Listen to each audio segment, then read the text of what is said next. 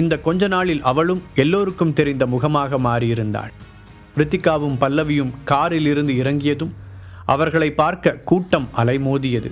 எல்லோரும் அவர்களின் மீது கவனத்தை வைத்திருக்க அவர்கள் இருவருக்கும் நடுவில் நின்றிருந்த ஹரிஷ் மெதுவாக மீட்டிங் நடக்கும் ஹாலுக்குள் நடக்கத் தொடங்கினான். முதலில் அவனை கவனிக்காத அந்த கூட்டம் அவனுடைய கம்பீரத்தையும் தோரணையையும் பார்த்து அவன்தான் தியானா மீடியாவின் புது CEO என்பதை புரிந்து கொண்டார்கள். உடனே பிஸ்னஸ் ஆட்கள் பலரும் அவனிடம் பேச முண்டியடித்து கொண்டு வர ஹரிஷ் ஒரு சிரிப்புடன் அவர்கள் எல்லோரிடமும் சில நிமிடங்கள் பேசினான். இன்னும் சில பிஸ்னஸ்மேன்கள் தங்கள் மீது அவனுக்கு நல்ல அபிப்பிராயம் ஏற்பட வேண்டும் என்பதற்காக நிறைய முயற்சிகள் செய்தனர். எல்லோருக்கும் சமமான மரியாதை கொடுத்த ஹரிஷ் கொஞ்ச நேரத்திலேயே அங்கிருந்த எல்லோருடனும் சகஜமாக உரையாட ஆரம்பித்திருந்தான். அப்போது, ஹாய் ரித்திகா, இங்கே வருவீங்கன்னு எனக்கு நல்லாவே தெரியும் என்று லேசான குளறலுடன் ஒரு ஆண் குரல் கேட்டது. உடனே அவர்கள் அனைவரும் திரும்பி பார்க்க அங்கு கையில் ஒயின் கிளாஸுடன் ஒருவன் ரித்திகாவை பார்த்து கொண்டே பக்கத்தில் வந்தான். அவனுடைய முகத்தில் கோணலான ஒரு சிரிப்பு இருக்க ஹரிஷுக்கு அவனை பார்த்த உடனேயே பிடிக்காமல் போய்விட்டது. முகத்தை சுளித்த அவன், உனக்கு தெரிஞ்சவனா ரித்திகா என்று கேட்டான். அடுத்த நிமிடமே ரித்திகாவின் ரியாக்ஷன் மாற அவளுடைய முகத்தில் தெரிந்த பயத்தை ஹரிஷ் கவனித்தான். அதற்குள் அவர்களுக்கு பக்கத்தில் வந்திருந்த அந்த இளைஞன், என்ன டார்லிங், நான் பாட்டுக்கு கூப்பிட்டுட்டே இருக்கேன், நீ எதுவுமே பேசாமல் நிற்கிற. இந்த மீடியா ஃபீல்டில் அட்வர்டைஸிங் எவ்வளோ முக்கியம்னு உனக்கே நல்லா தெரியும். அந்த நபர் நக்கலாக கூறினான். அலட்சியமாக நின்று கொண்டு இருந்த ஹரிஷ் அந்த வார்த்தையை கேட்டதும் அவனை கூர்மையாக பார்த்தான். இன்னும் கொஞ்ச நாள் உன் ப்ரோக்ராமுக்கு எந்த விளம்பரமும் வரலன்னு வச்சுக்கோ, அப்புறம் அந்த கம்பெனியே உன்னை அங்கேருந்து தூக்கிடுவாங்க. அப்புறம் நீ வேறு வழி இல்லாமல் என் காலடியில் தான் வந்து விழுகணும். அவன் திமிராக சொன்னான். அப்போ நீ தான் எங்கள் கம்பெனிக்கு அட்வர்டைஸிங் வராமல் தடுத்துட்ருக்கிறவனா? அதுக்குள்ளே நான் யாரையோ சந்தேகப்பட்டுட்டேன் என்ற ஹரிஷ் அவனை கொலை வெறியுடன் முறைத்தான். அப்போது ஹரிஷின் கண்களில் தீப்பொறி பறந்தது. எதுக்காக நீ இப்படி பண்ணுற யுவராஜ்? என் கரியரை அழிக்கிறதுல உனக்கு என்ன அவ்வளோ ஆசை? ரித்திகா கலங்கிய குரலில் கேட்டாள். நான் வேற என்ன செய்யட்டும் டார்லிங்? லாஸ்ட் டைம் நம்ம மீட் பண்ணப்பவே நான் உன்னை வார்ன் பண்ணேன். நான் ஒரு பொண்ணை அடையணும்னு ஆசைப்பட்டேன்னா எந்த எல்லைக்கும் போவேன். அதுவும் நீ மீடியாவில் ஒர்க் பண்ணணுன்னா என்ன அட்ஜஸ்ட் பண்ணிட்டு தான் போயாகணும். இங்கே என்னோடய பவர் என்னன்னு உனக்கு நல்லாவே தெரியும். அப்படி இருந்தும் நீ தான் நான் கொடுத்த ஆஃபரை வேணாம்னு சொல்லிட்டு போய் அந்த கம்பெனியில் அக்ரிமெண்ட் சைன் பண்ணிட்ட. அதான் என்னால் என்ன செய்ய முடியும்னு சின்னதாக ஒரு ட்ரையல் காமிச்சேன் சொல்லிவிட்டு அசிங்கமாக அவன் கண்ணடிக்க ஹரிஷின் கை முஷ்டி கோபத்தில் இறுகியது. இப்போ கூட ஒன்றும் பிரச்சனை இல்லை டார்லிங். ஏன் ரித்திகா, இந்த ப்ரோக்ராமுக்கு வெறி நாயெல்லாம் வருதுன்னு என்கிட்ட சொல்லவே இல்லை. அதையெல்லாம் யார் உள்ளே அலோவ் பண்ணாங்க? யுவராஜை ஓரக்கண்ணால் பார்த்து கொண்டே ஹரிஷ் கிண்டலாக கேட்க யுவராஜின் முகம் கருத்தது. டேய், யாரை நீ தெருநாயின்னு சொல்கிற? ஆமாம், முதல்ல நீ யார்? எதுக்காக இவ பக்கத்தில் நிற்கிற என்றான் யுவராஜ். அதற்குள், அவர் தான் தியானா மீடியாவோட புது CEO.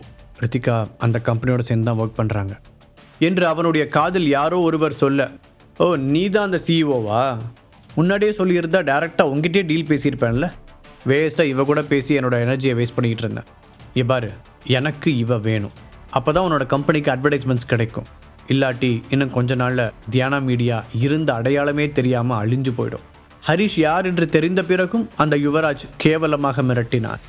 ஓஹோ, அந்த அளவுக்கு பெரிய ஆளா நீ? சார், அப்படி எந்த கம்பெனியை வச்சுருக்கீங்க? அலட்சியமாக கேட்டான் ஹரி. என்னை பற்றி உனக்கு தெரியாதா? இந்த யுவராஜ் யாருன்னு தெரியாமல் ஒருத்தர் மீடியா லைனில் இருக்கானா என்று யுவராஜ் ஆவேசமாக பேச, அதான் தெரியலன்னு சொல்லிட்டான்ல, யார நீ என்று ஒரே வார்த்தையில் அவனை ஆஃப் செய்தான் ஹரிஷ்.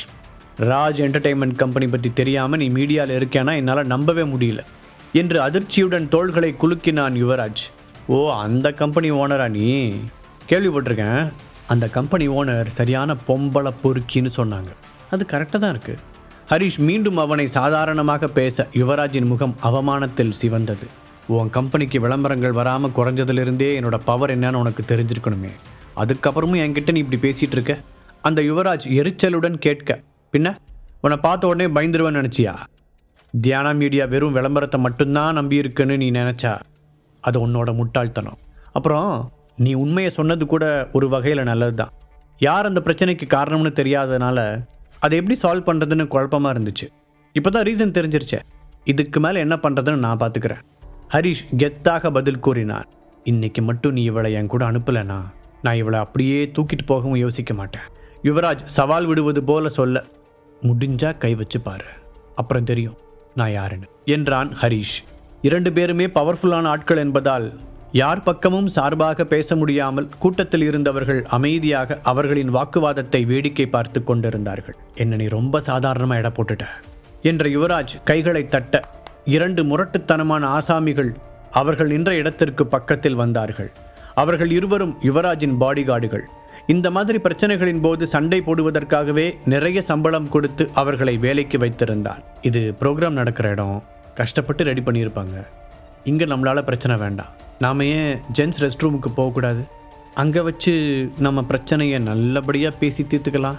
ஹரிஷ் நல்லபடியாக பேசி தீர்த்துக்கலாம் என்ற வார்த்தையை ஒரு அழுத்தத்துடன் கூறினான். இவ்வளோ ஆளுங்களுக்கு முன்னாடி அடி வாங்கிறதுக்கு அவமானமாக இருக்கா? சரி, ஓகே, நாம் அங்கேயே வச்சுக்கலாம் என்று சொன்ன யுவராஜ் ரித்திகாவின் பக்கம் திரும்பி, டார்லிங், ஒரு 5 மினிட்ஸ் மட்டும் வெயிட் பண்ணு, இவன் கதையை முடிச்சுட்டு வந்துடுறேன், அதுக்கப்புறம் நம்ம மேட்டர் என்னன்னு முடிவு பண்ணிக்கலாம் என்று ஒரு கேவலமான சிரிப்புடன் அவன் சொல்ல ரித்திகா முகத்தை திருப்பிக் கொண்டாள். சரி போலாம். ஹரிஷ் முன்னால் ஒரு அடி எடுத்து வைக்க ரித்திகா அவனுடைய கைகளை பிடித்து கொண்டாள். ப்ளீஸ் வேண்டாம் ஹரிஷ், நாம் நினைக்கிற மாதிரி இல்லை. அவன் ரொம்ப மோசமான ஆள். அந்த பாடிகார்ட்ஸ் கூட நீங்கள் தனியாக சண்டை போடுறது உங்கள் உயிருக்கே ஆபத்தாக முடியலாம் என்று பதட்டத்துடன் கூறினாள். எதுக்கு டார்லிங் அவனை தடுக்கிற?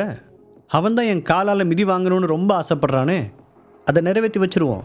சரி, உனக்காக வேணும்னா அவனை லேசாக ஒரு தட்டு தட்டி விடுறேன். பட் நான் சொன்ன மாதிரி இங்கிருந்து கிளம்பும்போது நீ என்னோட காரில் தான் ஏறணும் என்று யுவராஜ் சொன்னதை கேட்டு ஹரிஷ் சத்தமாக சிரித்தான். இருந்தாலும் உனக்கு கான்ஃபிடன்ஸ் ரொம்ப அதிகம்தான்டா, ஐ லைக் இட் என்று ஹரிஷ் சொல்ல, நீ மட்டும் என்னவா, அடி விழுகும்னு தெரிஞ்சே புலியோட குகைக்குள்ள தலையை விட தயாராயிட்டல்ல, இருந்தாலும் உனக்கு குருட்டு தைரியம் ஜாஸ்தி தான். பதிலுக்கு அந்த யுவராஜும் கூறினான். யாரு நீ, புலியா? இதுதான் இந்த வருஷத்தோட பெரிய காமெடி. ஓ, நீ சமையலுக்கு யூஸ் பண்ணுற அந்த புளியை பற்றி சொல்கிறியா? ஓகே ஓகே என்று தலையாட்டி கொண்டே ஹரிஷ் சொல்ல கூட்டத்தில் இருந்தவர்கள் தங்களை மீறி சிரித்து விட்டனர். இதுக்கு மேலே உன் கூட பேசி பிரயோஜனம் இல்லை, ரெஸ்ட் ரூமுக்கு வா, நான் எந்த புலின்னு அங்கே உனக்கு காமிக்கிறேன். ஆவேசத்தில் சிவந்த முகத்துடன் யுவராஜ் கூற, வழியை விட்டாதான் போக முடியும் என்ற ஹரிஷ் அவனை இடித்து கொண்டு தாண்டி போனான். இந்த ப்ரோக்ராம் முடிஞ்சு அவன் முழுசாக வீடு போய் சேரக்கூடாது. போங்க, நான் உங்களுக்கு கொடுக்குற சம்பளத்துக்கு இன்னைக்காவது ஒழுங்காக வேலையை பாருங்க, எல்லாம் உள்காயமாக இருக்கணும். யுவராஜ் தன்னுடைய பாடிகார்டுகளை பார்த்து கத்த, கண்டிப்பாக சார் என்ற அவர்கள் இருவரும் பின்னால் சென்றனர். ஆமாம், உன் பேர் என்ன? கொஞ்சம் ஏஜ்டாக இருந்தாலும் நீயும் அழகாக தான் இருக்க, எனக்கு வயசெல்லாம் ஒரு மேட்ரே இல்லை என்று அவன் பல்லவியின் கன்னத்தை தட்டப்போக அவள் சட்டென்று பின்னால் நகர்ந்து நின்று கொண்டாள். இந்நேரம் உங்கள் பாஸ் கதையை ஆளுங்க முடிச்சிருப்பானுங்க, எதுக்கும் நான் போய் ஒரு தடவை பார்த்துட்டு வரேன் என்றவன் ரெஸ்ட் ரூமை நோக்கி போக ரித்திகாவும் பல்லவியும் ஒருவர் முகத்தை ஒருவர் பார்த்து கொண்டனர். யுவராஜோட அந்த பாடிகார்ட்ஸை பார்த்தாவே பயங்கரமாக இருக்காங்க. இன்றைக்கி ஹரிஷோட நிலைமை அவ்வளோதான் நினைக்கிறேன்.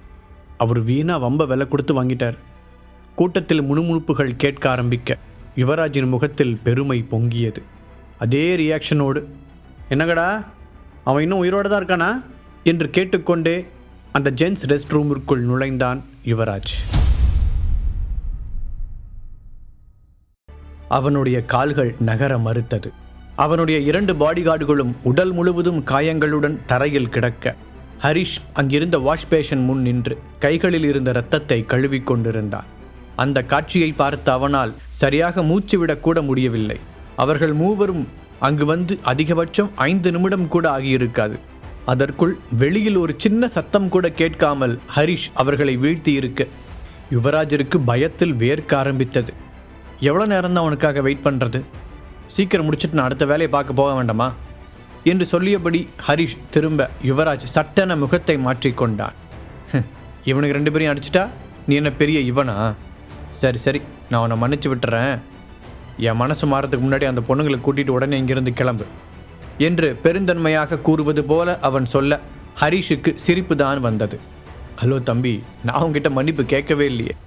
அப்புறம் இங்கிருந்து எப்போ கிளம்பணும்னு முடிவு பண்ண வேண்டியது நான், அது என்னோட இஷ்டம் என்று திமிராக கூறிய ஹரிஷை எரிச்சலுடன் பார்த்தான் யுவராஜ். அப்புறமும் என்ன கூட கூட பேசிகிட்டு இருக்க?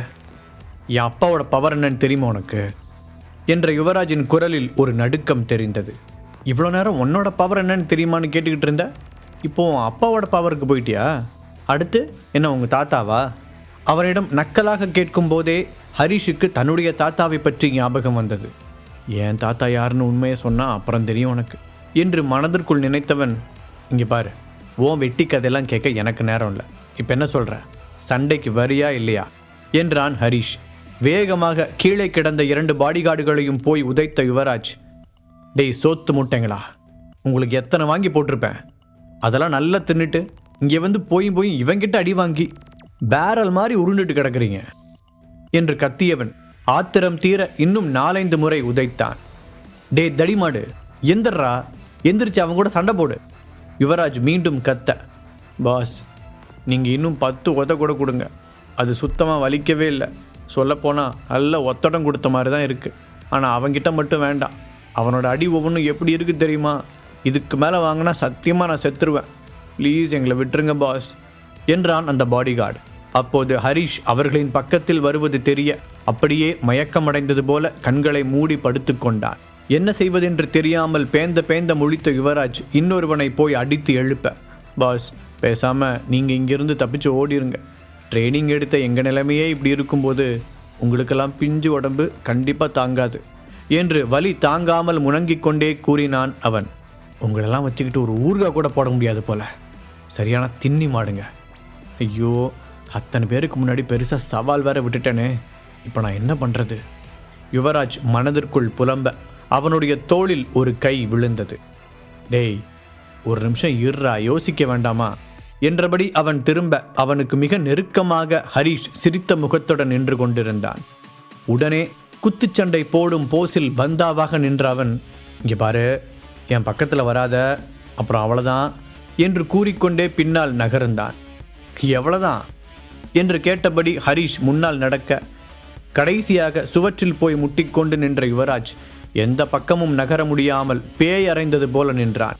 அவனுடைய கையை பிடித்த ஹரிஷ் விரல்களை நீவிக்கொண்டே, இந்த கைதான பொண்ணுங்களை தப்பா தொடுது என்று கேட்டபடி ஒவ்வொரு விரலாக பின்னால் மடக்கிவிட யுவராஜ் வலி தாங்க முடியாமல் கதறினான். இப்போது அந்த சத்தம் ஹால் வரை கேட்க, யார் கத்துறாங்கன்னே தெரியலையே என்றார் ஒருவர். வேற யாரு, ஹரிஷா தான் இருக்கும், அவங்க 3 பேர், இவர் ஒரு ஆள், அப்புறம் அடி வாங்கிதான் ஆகணும். வெளியில் எல்லோரும் பேசிக்கொள்ள ரித்திகாவும் பல்லவியும் பயத்துடன் அந்த ரெஸ்ட் ரூமை பார்த்தார்கள். எதுக்கும் உள்ளே போய் பார்க்கலாமா மேம்? ரித்திகா கேட்க, அது ஜென்ஸ் ரெஸ்ட் ரூம் ரித்திகா, நாம் எப்படி உள்ளே போகிறது என்று தயக்கத்துடன் சொன்னாள் பல்லவி. ஹரிஷோட உயிருக்கு ஏதாவது ஆயிடுச்சுன்னா என்ன பண்ணுறது? எதுவாக இருந்தாலும் உள்ளே போய் பார்த்துடலாம் மேம் ரித்திகா உறுதியாக கூற, வேறு வழி தெரியாததால் பல்லவியும் சரி என்று தலையாட்டினாள். இந்த வாய்தான விருப்பமில்லாத பொண்ணுங்களையும் உன் கூட பெட்டுக்கு வர சொல்லி கூப்பிடுது என்ற ஹரிஷ் முஷ்டியை மடக்கி யுவராஜின் வாயை பார்த்து குத்த அவனுடைய முன்பற்கள் 2 தெரித்து விழுந்தது. அடுத்து எதை உடைக்கலாம்? பணம் இருக்குன்னு திமிரில் ஆடுற இந்த காலையா, இல்லை பவர் இருக்குன்ற ஆணவத்தில் கண்டபடி அலையிற இந்த கையவா? ஹரிஷ் கேட்க யுவராஜால் சரியாக வாயை திறந்து பதில் கூட பேச முடியவில்லை. முழு கதையையும் கேட்டு மகிழ பாக்கெட் FM ஆப்பை டவுன்லோட் செய்யுங்கள். லிங்க் டிஸ்கிரிப்ஷனில் கொடுக்கப்பட்டுள்ளது.